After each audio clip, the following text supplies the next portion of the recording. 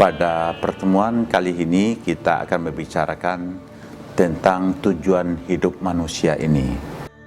Kalau kita berbicara tentang masa lalu, kita dilahirkan, kapan kita, kemudian sedang di mana kita dari mana, sedang di mana dan mau kemana. Saya kira yang paling penting dari semuanya ini bukan dari mananya, karena kita sudah berada sedang di mana.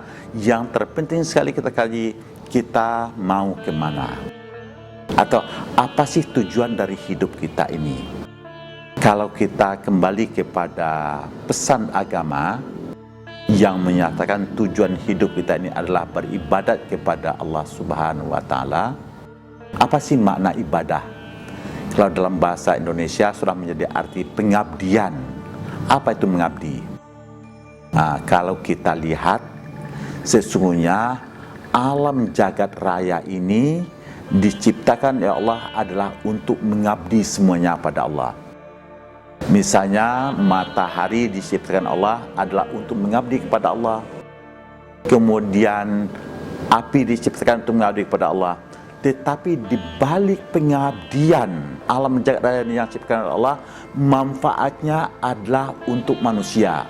Matahari dia mengabdi kepada perintah Tuhan dan tidak pernah membantah Tuhan, tetapi kemudian manfaatnya adalah untuk kehidupan kita manusia. Api diciptakan Allah, mengabdi kepada Allah, tetapi manfaatnya adalah untuk kehidupan kita manusia. Demikian juga angin diciptakan adalah untuk kebutuhan kita manusia. Air diciptakan oleh Allah adalah untuk kebutuhan kita manusia. Jadi pengabdian alam jagat raya ini, dia mengabdi kepada ketentuan Allah, kepada perintah Allah, tetapi dia bermanfaat buat kehidupan kita manusia. Nah, karena itu juga kita manusia ini diperintahkan mengabdi kepada Allah Subhanahu wa Ta'ala. Wa ma khalaqtul jinna wal insa illa liya'buduni. Tentu saja sama posisi kita dengan alam jagat raya ini. Kalau alam ini mengabdi kepada Allah Subhanahu wa Ta'ala, memberikan manfaat untuk kehidupan kepada manusia, demikian juga kalau kita melaksanakan ibadat, terutama ibadah ritual, tentu saja harus memberikan implikasi untuk kebaikan kepada kehidupan umat manusia. Seharusnya kalau kita sudah selesai salat kita akan memberikan manfaat kebaikan buat kehidupan manusia. Itu sebabnya kita selesai salat mengucapkan salam. Assalamualaikum warahmatullahi wabarakatuh. Artinya apa? Kita memberikan ucapan salam. Salam kepada manusia, salam kepada alam semesta, dan salam kepada semuanya. Artinya apa? Akan memberikan kedamaian kepada semua kehidupan manusia. Dengan demikian, ibadat yang kita lakukan ini aneh. Kadang-kadang kita lihat ibadah, orang sudah selesai salat di tempat-tempat ibadah, tetapi kemudian melakukan kejahatan terhadap kehidupan umat manusia, merusak tempat-tempat ibadah orang lain. Ini kan tidak sesuai dengan ajaran agama yang sudah ditentukan oleh Allah Subhanahu wa Ta'ala, dan itu tidak sesuai dengan fitrahnya ibadah yang diciptakan buat kita manusia itu sendiri.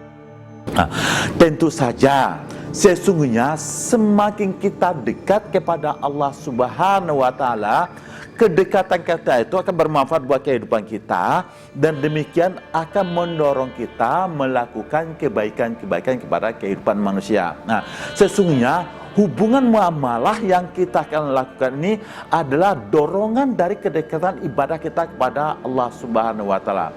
Itu semakin kita dekat kepada Allah, akan semakin kita memberikan kebaikan-kebaikan yang banyak buat kehidupan buat manusia ini.